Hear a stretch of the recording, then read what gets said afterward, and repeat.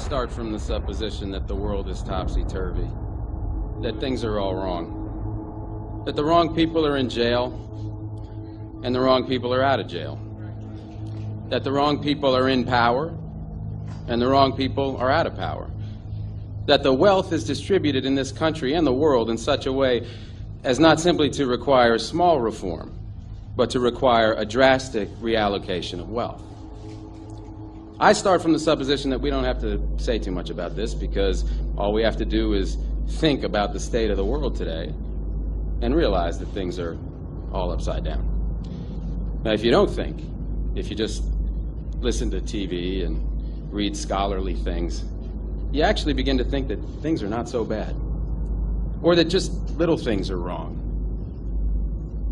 But you have to get a little detached and then come back and look at the world, and you are horrified. So we have to start from that supposition that things are really topsy-turvy. And our topic is topsy-turvy, civil disobedience. Now, as soon as you say the topic is civil disobedience, you're saying our problem is civil disobedience. That is not our problem. Our problem is civil obedience.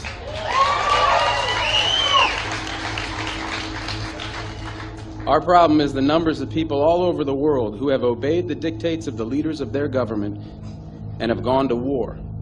And millions have been killed because of this obedience. We recognize this for Nazi Germany. We know that the problem there was obedience, that the people obeyed Hitler. People obeyed. That was wrong. They should have challenged, and they should have resisted. And if we were only there, we would have showed them. Even in Stalin's Russia, we can understand that. People are obedient. All these herd-like people. Remember those bad old days when people were exploited by feudalism? Everything was terrible in the Middle Ages. But now we have Western civilization, the rule of law. The rule of law has regularized and maximized the injustice that existed before the rule of law. That is what the rule of law has done. When in all the nations of the world, the rule of law is the darling of the leaders and the plague of the people, we ought to begin to recognize this. We have to transcend these national boundaries in our thinking. Nixon and Brezhnev have much more in common with one another than we have with Nixon. J. Edgar Hoover has far more in common with the head of the Soviet secret police than he has with us. It's the international dedication to law and order that binds the leaders of all countries in a comradely bond. That's why we're always so surprised when they get together. They smile, they shake hands, they smoke cigars. They really like one another, no matter what they say. What we are trying to do, I assume, is really to get back to the principles and aims and spirit of the Declaration of Independence.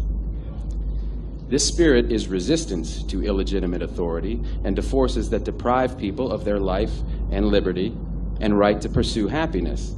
And therefore, under these conditions, it urges the right to alter or abolish their current form of government, and the stress had been on abolish.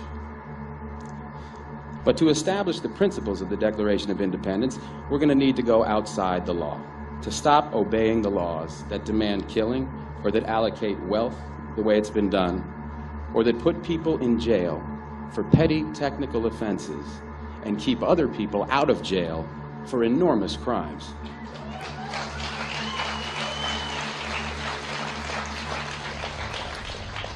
My hope is that this kind of spirit will take place not just in this country, but in other countries, because they all need it.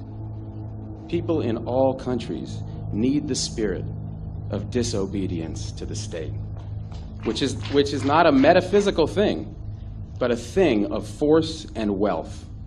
And we need a kind of declaration of interdependence among people in all countries of the world who are striving for the same thing.